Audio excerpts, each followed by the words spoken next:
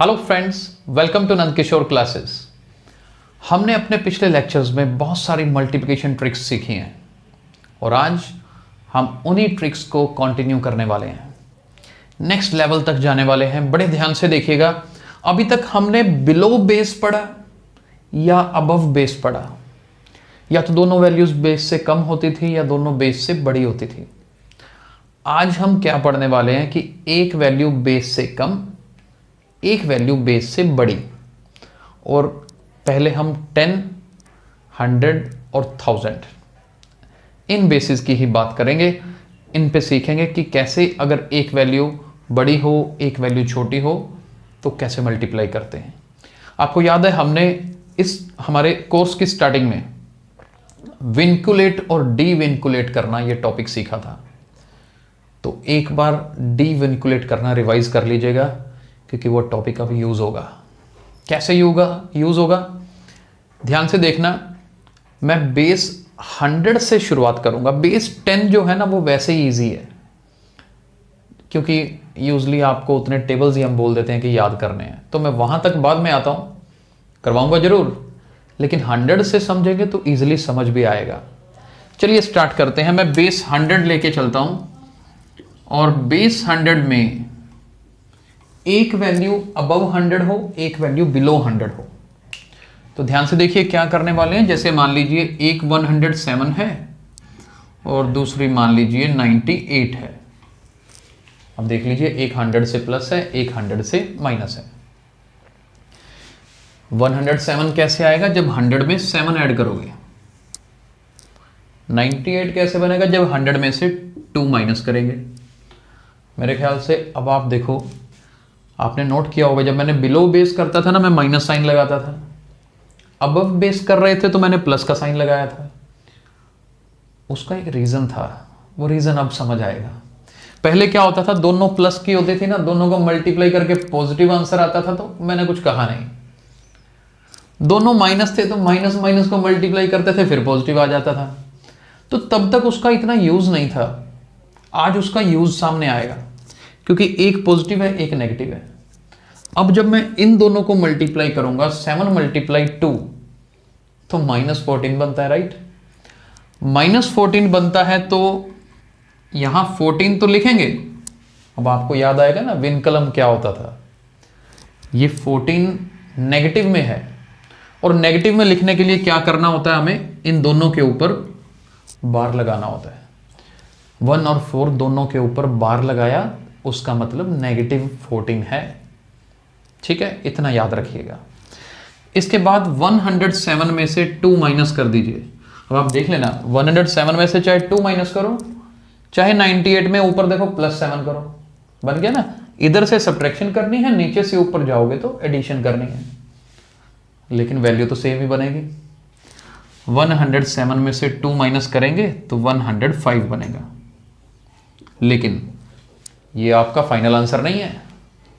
अभी ये 1 और 4 के ऊपर बाहर नजर आ रहा है ना, इसका हमें कुछ करना है। क्या करना है? डी विनक्यूलेट करना है।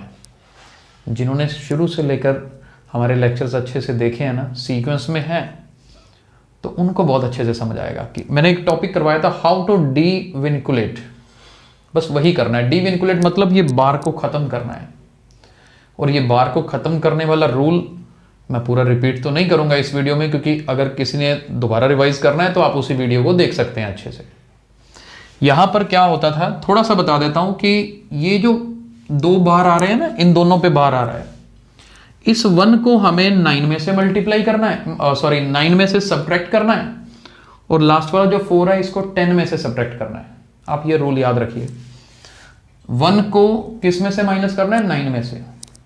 9 में से 1 माइनस करेंगे कितना आता है? 8। लास्ट वाले 4 को 10 में से सब्ट्रैक्ट करेंगे, 10 - 4 6।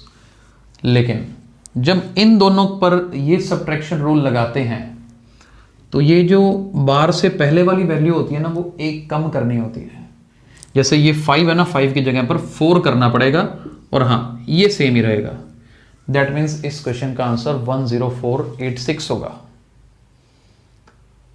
सीक्वेंस में पढ़ना जरूरी होता है। डी विनकुलेट वाला टॉपिक जरूर वीडियो देख लेना अगर उसमें अभी प्रॉब्लम है तो।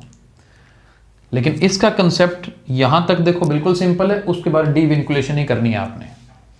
मैं एक क्वेश्चन और करवाता हूं और अच्छे से समझ आएगा, देखिए ध्यान से।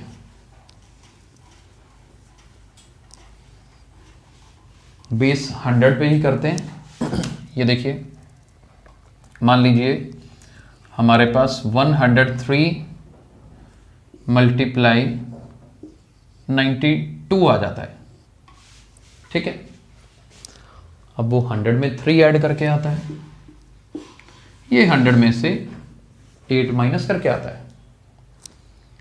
8 को 3 से मल्टीप्लाई करेंगे 24, लेकिन दोनों के ऊपर बार लगा देना, कोई कंफ्यूजन नहीं। अब देखो 103 में से 8 माइनस करो, चाहे 92 में प्लस 3 करो, एक ही बात है। 92 में 3 ऐड करना कितना आसान है ना, 95। तो फिर 95 लिख दीजिए। 103 में से 8 माइनस करोगे तो भी 95 ही आता है। अब क्या करना है, डिविंकुलेट। 9 में से 2 माइनस किया 7, 10 में से 4 माइनस किया 6, बार से पहले वाली वैल्यू 5 है ना, इसको एक कम करना है, 5 की जगह पर क्या करना है 4, तो ये इसका आंसर आएगा 9476। आई होप समझ आया होगा कंसेप्ट। अब पता क्या है, जैसे हमने 100 पे लगाया ना, बेस 10 पे भी यही रूल लगा सकते हैं, 1000 पे भी। मैं बेस 10 का एक क्वेश्चन करवाता हूं, फिर हम बेस 1000 पे चलेंगे, ठीक है। बेस 10 वाला बड़े ध्यान से देखिएगा। मान लीजिए बेस 10 का मतलब, अब देखो मान लो मैंने 12 को 9 से मल्टीप्लाई करना है, ठीक है। 12 जो है 10 प्लस कितना प्लस, 10 में 2 ऐड करके बनता है, और 9 10 में से 1 माइनस करके बनता है। अब 2 को 1 से मल्टीप्लाई करेंगे तो क्या आएगा, 2 को 1 से मल्टीप्लाई करेंगे तो 2 तो होता है, लेकिन -2 बनने वाला है। अगर -2 बनना है तो 2 बार लगा लीजिए, राइट, 2 बार कर लिया हमने। और 12 में से 1 माइनस करेंगे 11। अब ना यहां पर ये याद रखना, बार सिंगल वैल्यू पे है। बार अगर सिंगल वैल्यू पे हो तो उसको 10 में से माइनस करना होता है। ये भी उसी टॉपिक में बहुत डिटेल में कवर किया हुआ है। तो ये सिंगल वैल्यू के ऊपर बार है, तो 10 में से माइनस करेंगे, 10 माइनस 2 8। इस 1 को एक कम कर दीजिए 0, और ये 1, तो क्या आंसर आएगा 108 आएगा। आई होप समझ आ रहा है, मुश्किल नहीं लग रहा है।